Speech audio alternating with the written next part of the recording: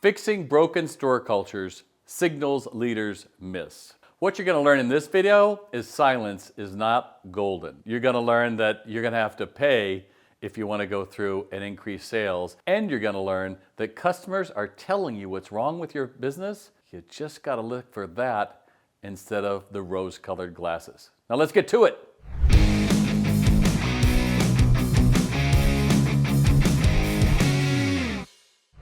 You know, I was in Shanghai recently, and one of the things that was really quite interesting is as I walked into the store, nobody greeted me, but I kind of had this sense after I took a few steps in that there was somebody lurking me, and I wasn't quite sure what was going on. And until I got to this jacket, and I went to find the price, and I went to the neck of it, and all of a sudden this hand came over my shoulder. And it fumbled, and then it picked up the price tag and held it up to me. Now, that was just creepy. And I said, "Oh, thank you." And admittedly, I'm a Westerner, and you know, she's from China. I might assume that we had nothing. But it was funny because it reminded me how many times store leaders want to believe their stores are great, right? They don't do mystery shops. They don't go through and hire a consultant like me, the retail doctor. They don't go through and look at what the performance is. They're just looking at numbers somewhere in a spreadsheet. And if you really wanted to find what a toxic culture is, or maybe what a bad culture is, usually it's a silent store. Yeah, nobody's laughing, no one's talking, nobody is engaging customers. It's like they're in this retail hell that they signed up for. They don't see a promotion. They don't see that they're going to make more money. They don't think they can have fun. They aren't hoping that they'll meet somebody. It's just clocking, into work and how awful it is. And what I find is that great stores are engaged. I'll walk into a store. I was in a Nike store in Manhattan not that long ago, and they have several different models in New York City. And as I went up to the third floor, this one guy saw me at the top and he's like, "Hey, so how are we going to make your day today?" And he was like so amped up. And I said, "Well, you're just here today, so now I've already had my day made." And he gives me a high five. And I was like, exactly. Because he felt comfortable doing that, right? He didn't have a manager saying, "Oh, don't do it." So I went up to this one young man and I go, "Oh, is this part of your manager training or something?" And he goes, "No, that was our manager." And I was like, "Oh, that's what a great store feels like." There's energy. They're coming to work and saying, "How am I going to make my crew's day?" And then how they are going to make my customer's day. I think that really speaks an awful lot to how you look at the signals that are coming back. The other thing is, take a look at your own reviews. In some of my videos you might have seen before, they're across the side here. Don't forget you could subscribe because I come out with videos about once a week and there's always something new. Maybe I'm going to be doing a visit or a rant or something that you can check out, but more importantly, you'll be able to learn from it.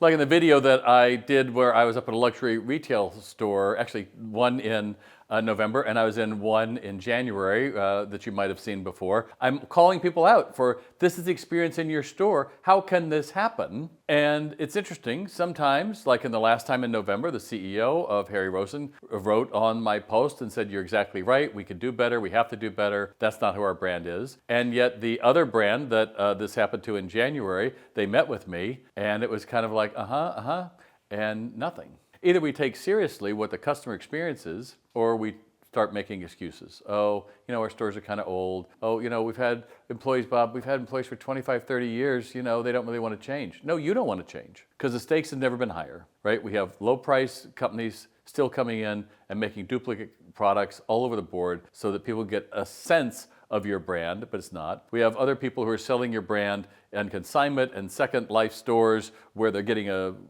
cheaper price like Farfetch and Rent the Runway and all of that. And then we have your premium brands, which might be in your store, or if you're the brand, you might even be competing against them. So there's multiple ways to buy whatever product is out there, but we have to understand that the customer feedback we're hearing, the area managers know what's going on.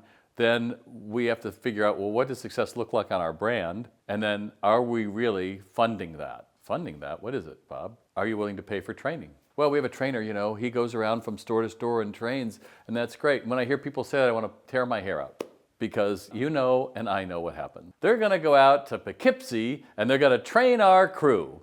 Oh, good.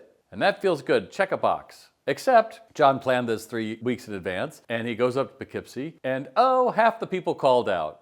Oh, and we had a shipment that we weren't expecting. Oh, and it's busy, so we need you to fill in. So John fills in, moment lost, and your trainer did nothing but fill the shift because someone, CFO usually, cut the number of salespeople on your sales floor because sales don't warrant it. You schedule for the rush, not for the day, right? So if you know that you're typically busy from 11 to 1, you need another person on to be able to handle additional shipment coming in or fitting rooms or whatever that is, then someone's got to be able to believe that that's a real need and you're not just saying it. But you have to have the commitment to also then train people and say, all right, so if somebody does call in sick, what's the most important thing? The customer. But we don't, because we've been devolving retail into tasks. And so what's the easiest thing to do is to manage tasks, and then the customers are the exception. And I think if we're looking to really turn the needle on that, it's always going to be the customer's most important person in front of you. It's always going to be how do we make their day,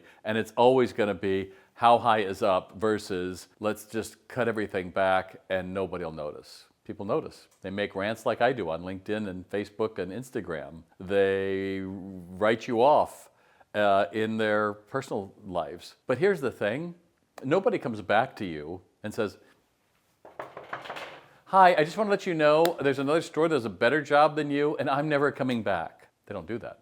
Although I did think about making out some business cards one time that said, hey, I would have bought from you, but your customer service is terrible. And then I would leave it somewhere. But then I laughed and I said, and who would notice that? Like the janitor? Like no one will notice that. Because you're not paying attention to the store, you're really not paying attention to it. So identifying a broken culture is really looking at what's the sound level in the store, what's the training that's happening, and the commitment from the corporate office to providing the resources necessary to fix that, and also to listen to the customers and to listen to the feedback you're getting from the front, because the picture you want to believe oftentimes is a fantasy, and you're only going to grow sales if you're really looking at what's going on in your store. So again, if you haven't subscribed already, the button is up above, subscribe to that. And I have an offer for you down below. If you have stores that are doing over $1 million a location, then schedule a strategy call with me, 15 minutes. We'll get clear on what you need to be doing, what you could be doing, and maybe what you're ignoring,